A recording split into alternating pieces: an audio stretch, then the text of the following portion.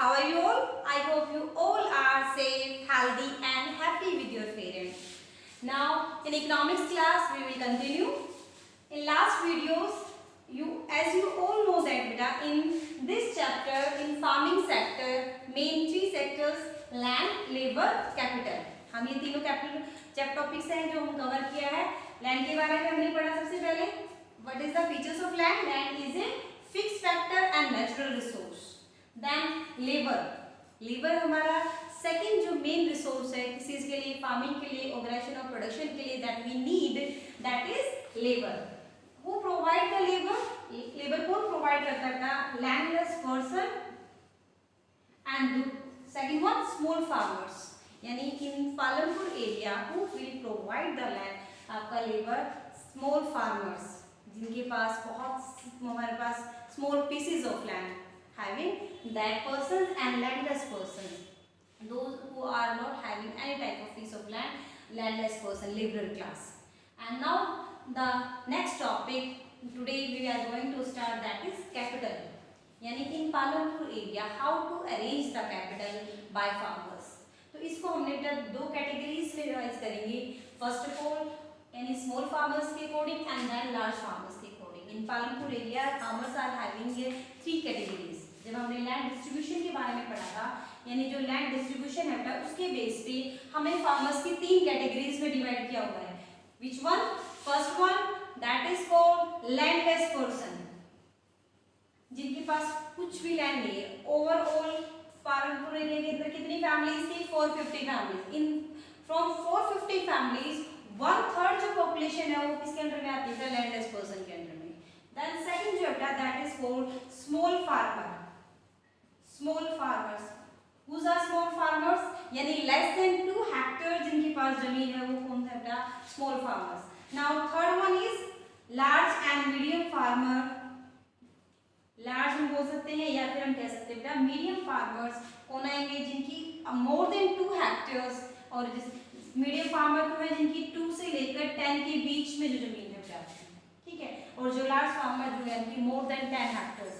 ये जो आपकी सेकंड कैटेगरी है इसके अंदर नियर अबाउट 240 फैमिलीज हैं and rest of the families are comes under the large and medium farmers.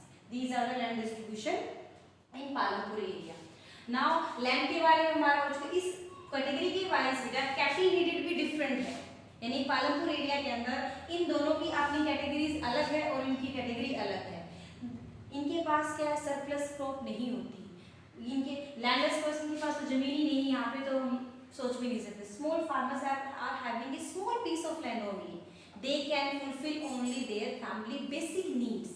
तो वो फार्मिंग के लिए in every year they are facing many challenges, यानी उनके पास कैपिटल की कमी होने की वजह से हम वो अपनी फार्मिंग के अंदर बहुत सारे चैलेंजेस को फेस करते हैं. और अपनी कैपिटल की नीड को पूरा करने के लिए मेनली वो क्या करते हैं? They are borrow the money from, किसे बोरो करते हैं? वो लैंडलॉर्ड, यानी जो लैंडलॉर्ड जिसे बोल सकते हैं आप money lender,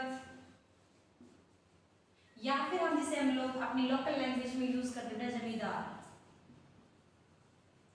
These are the person, they provide the यानी लोन, या फिर हम कह सकते हैं they provide the capital to landless person and small farmers in Palanpur area. In every type of small villages these are the system is going on. ये हमारे पास देखो कैपिटल की जो नीड है, there are 2 type of capital जो हमारे पास sources available है. एक होता है फॉर्मल सोर्स, एक होता है इनफॉर्मल सोर्स. फॉर्मल सोर्स का मतलब है अंडर बैंकिंग सिस्टम, यानी हमारे जो बैंक से अगर हम लोन के रूप में कोई कैपिटल अगर हम बोरो करते हैं that is called formal source.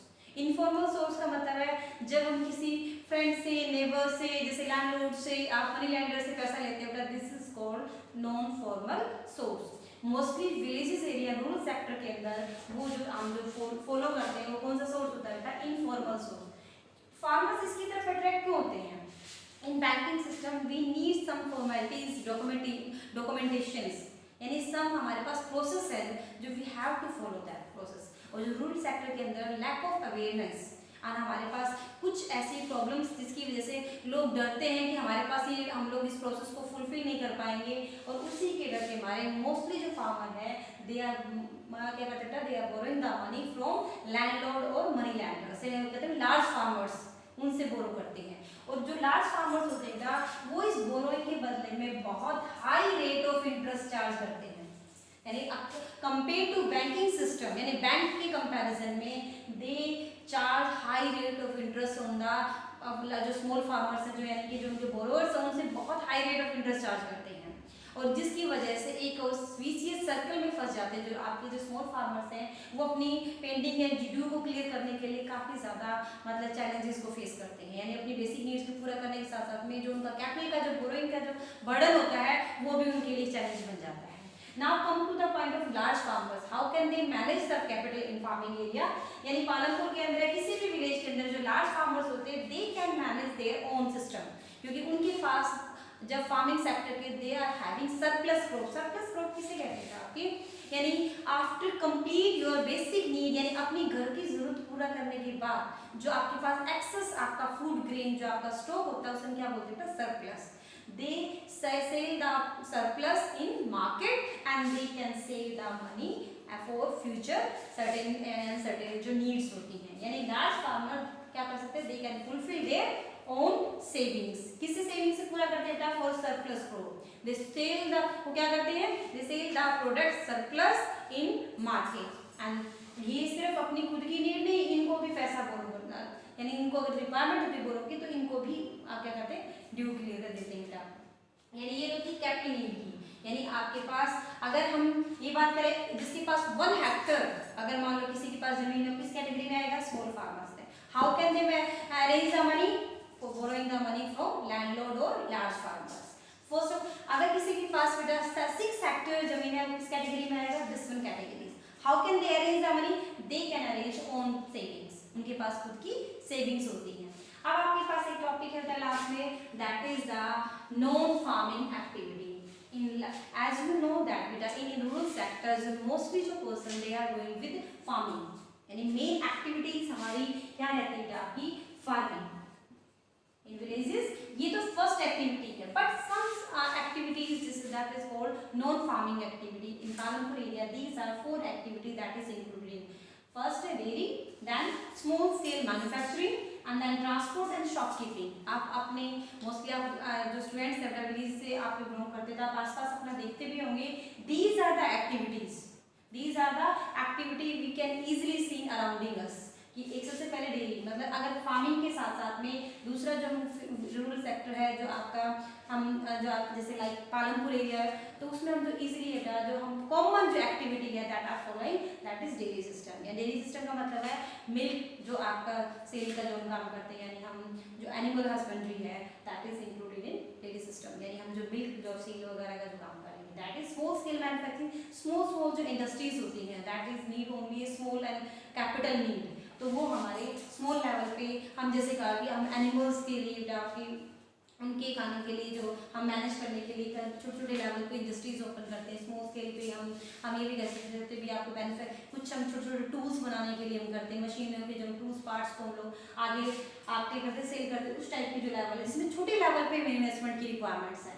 Then transport, चाहे हम बात करें कन्वेंस की, यानी कि हम ह्यूमन बीइंग को एक 2 टाइप के ट्रांसपोर्ट होते हैं। एक हम जैसे कहते हैं ना कि गुड्स को क्या करने के लिए, मूव करने के लिए ट्रांसपोर्ट सिस्टम है, जैसे हमने कहा उसमें ट्रैक्टर्स से आपके जिसको हम लोग इसमें फील्ड में यूज़ करते हैं, जैगरी सिस्टम वगैरह। देन शॉपकीपिंग, यानी छोटी छोटी जो शॉप्स हैं जो हमारे डेली रूटीन की जो रिक्वायरमेंट्स है फार्मर्स की, यानी कि जो विलेजर्स की उनकी फुलफिल करने के लिए रिटेलिंग लेवल पे जो शॉप्स होती है उसे कहते हैं शॉपकीपिंग। यानी these are the commonly non farming activity we can easily seen in rural sector in Palanpur also. आपके पूरा चैप्टर आज आपका कंप्लीट हो गया है। मैम एनसीईआरटी क्वेश्चंस भी आपको पीडीएफ में सेंड कर चुकी हूँ। Complete your NCERT questions and again आपका 1 बाय 1 बेटा एक बार हम रिकैप कर भी लें। तो सबसे पहले हमने किसके बारे में सीखा था, जो आपका Palanpur village that is the imaginary village. Then आपका टॉपिक है organisation of production. Organisation of production we need 4 type of production factor that is land, labour, capital and enterprise. When land के बारे में पढ़ा तो land is a fixed factor that how can increase the production on same piece of land. There are 2 methods, multiple cropping और बेटा आपने पढ़ा था modern farming. Then with the help, यानी हमने कहा कि due to modern farming we have achieved green revolution. But is it will land sustain?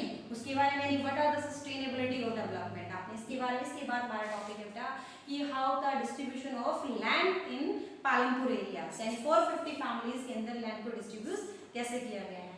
After that हमारे पास जो टॉपिक है दैट इज यानी हमारे पास what are the needed of capital, यानी कैपिटल नीडेड इन पालमपुर यानी फार्मिंग सेक्टर्स।